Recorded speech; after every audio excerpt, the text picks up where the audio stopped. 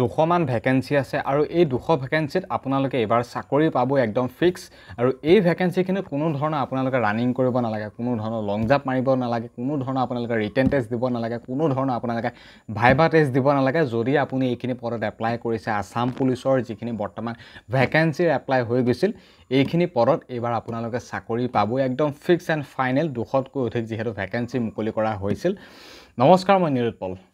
এতিয়া হয়তো গম পাইছে আসাম পুলিচৰ এনেকুৱা কিছুমান বিভাগ আছে বা হয়তো এই বিভাগটোত বহুতে এপ্লাই কৰিছে এই বিভাগটোত আমি চাকৰিটো পাবলৈ হলে কোনো ধৰণৰ আমি ৰানিং কৰিব নালাগে মানে কোনো ধৰণৰ একো ইন্টাৰভিউ দিব নালাগে যদি আমি যোগ্য হয় সম্পূৰ্ণ যদি আমাৰ যোগ্যতা আছে তেনেহলে আমি এইখিনি পদত আমি নিশ্চয় চাকৰিটো ল'ব পাৰিম 2025ত কাৰণ 2024তো হৈছিল প্ৰায় 2023তো হৈছে এনেকুৱা ধৰণৰ ৰিক্ৰুটমেন্টবোৰ প্ৰায় হৈ থাকে যত নেকি এইবোৰ ৰিক্ৰুটমেন্টত কোনো ধৰণৰ ৰানিং নাথাকে কোনো ধৰণৰ লং জাম্প নাথাকে কোনো ধৰণৰ ভাইবা বা ৰিটেন টেষ্ট একো নাথাকে এতিয়া কথা হল আমাৰ আসাম পুলিচৰ অক্টোবৰ মাহতে প্ৰায় 200 মান ভ্যাকেন্সিৰ ৰিক্ৰুটমেন্টৰ অনলাইন এপ্লাই চলিছিল আৰু সেইখিনি ভ্যাকেন্সি হৈছে আসাম পুলিচৰ 4th গ্ৰেড লেভেলৰ মানে 4th গ্ৰেড মানে হয়তো গম পায় আৰু 4th গ্ৰেড লেভেলৰ সেইখিনি পদৰ এপ্লাই চলিছিল আমাৰ অক্টোবৰ মাহতে আৰু বহুতে এপ্লাই কৰিছে আৰু মইও এপ্লাই কৰিছো সেইখিনি পদত এতিয়া কথাটো হল সেইখিনি পদৰ আমাৰ ইন্টাৰভিউটো হ'ব হয়তো নৱেম্বৰ ডিসেম্বৰ মাহতে হ'ব বাৰু যেতিয়া নহক কিয় যেহেতু এইখিনি পদত আমি কোনো ধৰণৰ মানে ইন্টাৰভিউ প্ৰসেছলৈ যাব নালাগে যেনেকৈ আমাৰ কনষ্টেবল লেভেলৰ হক বা যেনেকুৱা ধৰণৰ আসাম পুলিচৰ বেলেগ ৰিক্ৰুটমেন্টৰ যিবিলাক প্ৰসেছ থাকে তেনেকুৱা প্ৰসেছলৈ আমি যাব নালাগে এইখিনি ৰিক্ৰুটমেন্টত এতিয়া কথা হল এইখিনি যেহেতু আসাম পুলিচৰ 4th গ্ৰেড লেভেলৰ ভ্যাকেন্সি হয় বা ৰিক্ৰুটমেন্ট হ'ব যেহেতু নৱেম্বৰ ডিসেম্বৰত হ'ব তাত বহুকেইটা বিভাগ আছে সাফাই কৰ্মচাৰী আছে কোক আছে বাৰবাৰ আছে ধবি আছে ওয়াটাৰ কেৰিয়াৰ আছে প্লাম্বাৰ আছে মেছো টেইলাৰ ইলেক্ট্ৰিচিয়ান আৰু বাকি এনেকুৱা ধৰণৰ বহুখিনি পদ আছে আৰু এইখিনি পদত বহুতে এপ্লাই কৰিছে এতিয়া কথা হল আমি এইখিনি পদত আমি চাকৰিটো পাবলৈ যেহেতু ইন্টাৰভিউ একো প্ৰসেছ কৰিবই নালাগে আমিটো চাকৰিটো পাম একদম ফিক্স এবাৰ শিওৰ কিন্তু প্ৰসেছ এটাটো থাকিব সেই প্ৰসেছটোৰ মাজেৰেহে তো আমি চাকৰিটো পাব পাম আসাম পুলিচৰ যিখিনি 4th গ্ৰেডত কাৰণ ডাইৰেক্ট এপ্লাই কৰিটো ডাইৰেক্টটো কাকো চাকৰি নিদে এটা প্ৰসেছটো কেনেকুৱা কি ধৰণৰ হ'ব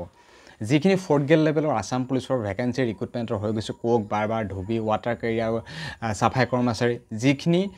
ক্যান্ডিডেট বা যিমানখিনি ক্যান্ডিডেটে এইখিনি পদত এপ্লাই কৰিছিল এইখিনি পদৰ সিলেকশন প্ৰসেছটো এনেকুৱা ধৰণৰ হ'ব 50 মাৰ্কৰ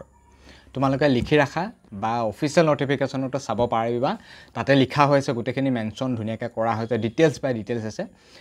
যিখিনি পদত এপ্লাই কৰিছিল সাফাই কৰ্মচাৰী বা আদি কৰি সেই গুটেই পদখিনি তোমালোকৰ 50 মাৰ্কৰ এটা সিলেকশন প্ৰসেছ হ'ব তোমালোকে লিখি ৰাখা এই 50 মাৰ্কৰ সিলেকশন প্ৰসেছটোৰ ভিতৰত আমি 33 পাবই লাগিব একদম কম্পালসৰি যদি আমি 33 পাওঁ বা 33 প্লাস যদি পাওঁ মাৰ্কটো তেওঁলোকে দেখুৱাই নিদে কোনে ক'ত কিমান পাইছে না পাইছে কিন্তু নোটিফিকেশনত লিখা মতে 50 নম্বৰৰ ভিতৰত যদি তুমি 33 পোৱা তেনেহলে নিশ্চয় তোমাৰ চাকৰিটো হ'ব বা এটা পাস মাৰ্ক হ'ব পাসিং মাৰ্ক এতিয়া এই 4th গ্ৰেড লেভেলৰ যিখিনি ৰিক্ৰুটমেন্টৰ হ'ব মানে প্ৰসেছটো 50 নম্বৰৰ ভিতৰত হ'ব আৰু সেই 33 ফালে আমি পাস কৰিম মানে 33 পাবই লাগিব এটা শিওৰ এতিয়া আমি 33 পাবলৈ হলে বা সেই 50 নম্বৰ প্ৰসেছটোনো কেনেকুৱা কি ধৰণৰ হ'ব এতিয়া বহুতে সাফাই কৰ্মচাৰীত এপ্লাই কৰিছে বহুতে ধুবিত এপ্লাই কৰিছে বহুতে বাৰবাৰ এপ্লাই কৰিছে বা বহুতো বিভাগত এপ্লাই কৰিছে তেওঁলোকৰ এডমিট কাৰ্ডখন আহিব এডমিট কাৰ্ডতে লিখা হৈ থাকিব যে কোনটো ডেটত আমি ইন্টাৰভিউ দিবলৈ যাওঁ যোৱাবাৰ হৈছিল গুৱাহাটী কাহিলিপাৰাত বা গুৱাহাটী এনেকুৱা বিভিন্ন জেগা নহয় কিন্তু গুৱাহাটী কাহিলিপাৰাতে হৈছিল এতিয়া হয়তো এবাৰো ঠিক তেনেকুৱা হ'ব যেতিয়া 4th গ্ৰেড লেভেলৰ আসাম পুলিচৰ ইন্টাৰভিউ কাৰ্ড এডমিট কাৰ্ড মুকলি কৰিব তা লিখা হৈ দিব যে গুৱাহাটী 4 এপিবনত বা ইমানটো তাৰিখত ইমানটো ডেটত যাব লাগিব ইমানটো ডেটত উপস্থিত থাকিব লাগিব এতিয়া যেহেতু 50 মাৰ্কৰ প্ৰসেছটো হ'ব 50 মাৰ্কৰ প্ৰসেছটো এনেকুৱা ধৰণৰ হ'ব তাত কোনো running long jump viva test written test নহয় সেই 50 মাৰ্কৰ প্ৰসেছটো তোমালোকৰ এনেকুৱা ধৰণৰ হ'ব যে আমাৰ ট্ৰেড টেষ্ট এটা লোৱা হ'ব ট্ৰেড টেষ্ট বা ফিজিক্যাল ষ্টেণ্ডাৰ্ড টেষ্টটো চোৱা হ'ব পোনপ্ৰথমতে আমাক চোৱা হ'ব ফিজিক্যাল ষ্টেণ্ডাৰ্ড টেষ্ট ফটো কিছুমান দেখিছা যোৱাবাৰ এনেকৈ লোৱা হৈছিল ফটোবিলাক দেখিছা স্ক্ৰিনত মন কৰিছা পোনপ্ৰথমে তোমালোকৰ হাইট জুখিব চেষ্ট জুখিব হাইট চেষ্ট জুখি বা হাইট চেষ্ট পাস কৰাৰ পিছতে তোমালোকক ডাইৰেক্ট তোমালোকৰ মেইন টেষ্টটো লৈ যাব যত নেকি হেতু 50 মাৰ্কৰ হ'ব আৰু সেই 50 মাৰ্কৰ টেষ্টটো হ'ব তোমালোকৰ ট্ৰেড টেষ্ট তোমালোকে যোনটো বিভাগত এপ্লাই কৰিছা প্ৰত্যেকৰে বিভাগটোৰ কাৰণে প্ৰত্যেক এক্সট্ৰা এজন ছাৰ থাকিব প্ৰত্যেকৰ টেবুলবিলাক বেলেগ বেলেগ থাকিব ফটোবিলাক দেখুৱাইছে চাফাই কৰ্মচাৰী যদি তুমি এপ্লাই কৰিছা তেনেহ'লে চাফাই কৰ্মচাৰীৰ কাৰণে তুমি এক্সট্ৰাকৈ যাব লাগিব বাৰবাৰৰ কাৰণে এক্সট্ৰাকৈ যাব লাগিব কোকৰ কাৰণে এক্সট্ৰাকৈ যাব লাগিব মানে প্ৰত্যেকৰে টেবুল এখন থাকিব লাইন পাতি থৈ দিব তাত লিখা হৈ থাকিব এইখন টেবুল চাফাই কৰ্মচাৰী কেণ্ডিডেট আহিব বা এইখন টেবুলত ধুবি কেণ্ডিডেট আহিব বা এইখন টেবুলত বা কবলাৰ বা বাৰবাৰ কেণ্ডিডেটখিনি আহিব এতিয়া তাত আমি যাওঁতে আমাক সুধিব পোনপ্ৰথমে আমি খুব এটা মানে ষ্টেণ্ডাৰ্ড মেইনটেইন কৰি যাব লাগিব এনেকুৱা নহয় যে জোতা মোজা পিন্ধি পূৰা চশমা লগাই গৈছে সেইটো কথা কোৱা নাই এটা ষ্টেণ্ডাৰ্ড যিটো ষ্টেণ্ডাৰ্ড মেইনটেইন কৰিব লাগিব আৰু সেই ষ্টেণ্ডাৰ্ডটো হৈছে তোমালোকে এটা খুব মানে এটা পৰিষ্কাৰ পৰিচ্ছন্নতা হৈ যাব লাগিব ব্যৱহাৰ পাতি ফালৰ পৰা যিমানখিনি আমাৰ আমি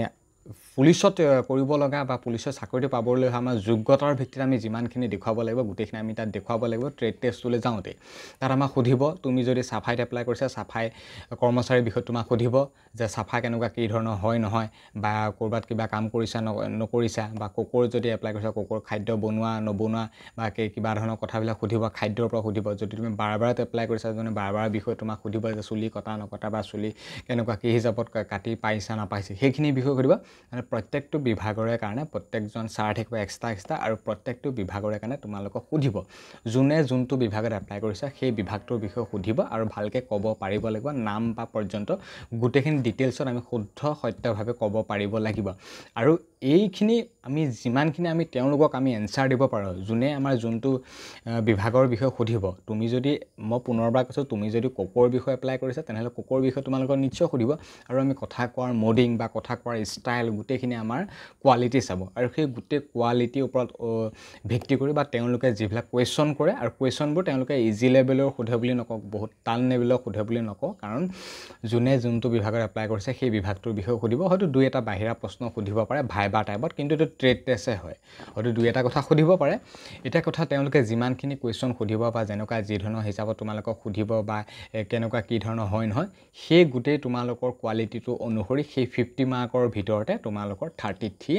দিবও পাৰে বা নিদিবও পাৰে বা হয়তো তাতকৈ বেছিও দিব পাৰে গতিকে সেই প্ৰচেছটো তেনেকুৱাই হ'ব ট্ৰেড টেষ্ট সেইটোৱে হ'ব হয়তো এইবাৰ হয়তো প্ৰচেছটো এনেকুৱাও কৰিব পাৰে যদি তুমি কোকত এপ্লাই কৰিছা হয়তো তোমাক কিবা খাদ্য বনাবলৈ দিব হয়তো ৰুটি বেলিব দিব পাৰে যদি তুমি বাৰবাৰত এপ্লাই কৰিছা তেনেহ'লে তোমাৰ চুলি আজিকালি কিনিবলৈ পায় তেনেকুৱা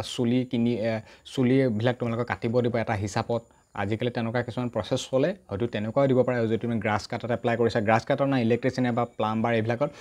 যোনে যোনটো বিভাগত এপ্লাই কৰিছে সেই বিভাগটোৰ বিষয়ে সুধিব আৰু সেই বিভাগটোৰ ওপৰত ভিত্তি কৰি 50 নম্বৰৰ ওপৰত ভিত্তি কৰি 33 প্লাছ তুমি পাব পৰাকৈ তুমি তাত কোৱালিটিটো দেখুৱাব লাগিব এতিয়া নিশ্চয় বুজিব পালা আৰু এতিয়া কথা হ'ল এই গোটেইখিনি যিহেতু প্ৰচেছটো চলিব সেই প্ৰচেছটো আমাৰ 5 নম্বৰ 5 নম্বৰ এটা এক্সট্ৰা আছে আৰু এই যিমানখিনি আমি পদত এপ্লাই কৰিছোঁ যিমানখিনি পদত আমি ইণ্টাৰভিউ দিবলৈ যাম 4th গ্ৰেড লেভেলত গোটেইখিনিতে আমাক এক্সট্ৰা কোৱালিফিকেশ্যনৰ অনুসৰি আমাক মানে এখন চাৰ্টিফিকেট লাগিব আমাৰ এক্সপিৰিয়েঞ্চ চাৰ্টিফিকেট লাগিব এটা ক'ত এক্সপিৰিয়েঞ্চ চাৰ্টিফিকেট লাগিব মন কৰা অফিচিয়েল নটিফিকেশ্যনতো লিখা হৈছে পাৰিলে সেইখনো চেক কৰিবা ভিডিঅ'টো চাইছা যদিও অফিচিয়েল নটিফিকেশ্যনো চেক কৰিবা এটা কোক বাৰবাৰ ধবি ইলেক্ট্ৰিচিয়ান আৰু প্লাম্বাৰ মেছ' টেইলৰ ইয়াত 2 বছৰ এক্সপিৰিয়েঞ্চ তোমালোকে কাম কৰা চাৰ্টিফিকেট লাগিব আৰু সেই 2 বছৰ এক্সপিৰিয়েঞ্চ চাৰ্টিফিকেট ওপৰত ভিত্তি কৰি তোমালোকে 5 নম্বৰ দিয়া হ'ব যদি সেই চাৰ্টিফিকেটখন মানে ভাল হয় কোনো যদি ইলিগেল নহয় যদি গভৰ্ণমেণ্টৰ পৰা ইছ্যু কৰা হয় তেনেহ'লে 5 নম্বৰ দিব সেই 2 বছৰ মানে তোমালোকে কাম কৰা এক্সপিৰিয়েঞ্চৰ পৰা ভিত্তি কৰি আৰু কোক বাৰবাৰ ধবি আৰু এটা আছে ৱাটাৰ কেৰিয়াৰ কবলাৰ মানে কামাণ্ডোৰ কাৰণেও 4th গ্ৰেডৰ কিছুমান ভেকেঞ্চি আছে আৰু আছাম পুলিচৰ কাৰণেও গোটেইখিনি ভেকেঞ্চি আছে এবছৰ হ'ল 2 বছৰ হ'ল তোমালোকৰ যি বৰ্তমান চাৰ্টিফিকেট আছে লৈ যাবা তাত দেখুৱাবা যদি তেওঁলোকে মাৰ্ক দিয়ে নিশ্চয় দিব কিন্তু এই এক্সট্ৰা চাৰ্টিফিকেটত তোমালোকক 5 নম্বৰ দিয়া হৈছে তোমালোকৰ যি বৰ্তমান চাৰ্টিফিকেট আছে সেই চাৰ্টিফিকেট লৈ যাবা আৰু বেলেগ কিবা ফেককৈ জালিয়াতি কৰি বনাই এনে নফচিবা কাৰণ যোৱাবাৰ বহুখিনি ভেৰিফিকেশ্যন কৰিছিল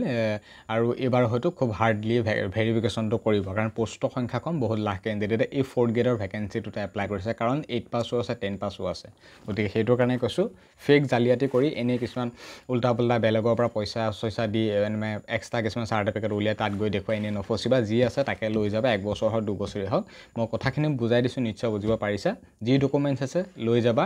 আৰু মেট্ৰিকৰ ডকুমেণ্টছ লৈ যাবা Aadhaar card PAN card voter card সকলোখিনি লৈ যাবা আৰু কৈছোঁ হাইট চাইজ জোখা হ'ব আৰু 50 মাৰ্কৰ ট্ৰেড টেষ্টটো হ'ব তাত 33 প্লাছ পাবলৈ তোমালোকে